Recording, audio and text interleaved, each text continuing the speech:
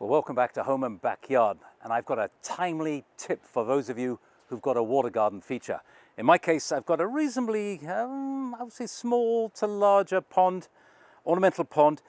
This time of year, with all that organic matter, all those leaves falling on the ground, the pond is like a magnet. Whenever the leaves blow onto the water grabs them, sucks them down, and they build up this huge organic mat at the bottom, which at the moment won't cause much of a problem, but come the spring, that organic matter, when the water warms up, starts to ferment, starts to break down, and that will rob all the oxygen out of the water and make a very nasty anaerobic place where fish can't survive, and it will start smelling. So it's very important you scoop the leaves off while you can.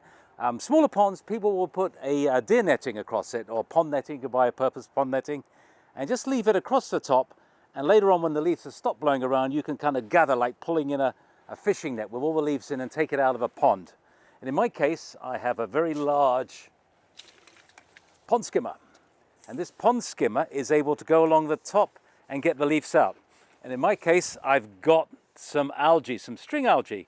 We had a little bit more. I've done this probably about 3 times. I scoop across the top and I'm going to get that algae out. And this is string algae. It's a horrible slimy stuff. Apparently it's very nutritious, but rather you than me. The same, just like leaves, it's organic. It will eventually, the frost will kill it and it will go to the bottom.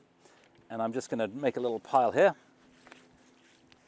I'm going to scoop in there again, and out it comes.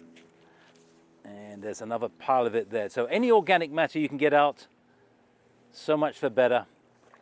It's kind of relaxing. It's like some old Mediterranean fishing style. There we go. And a little bit behind me. Let the water drain out.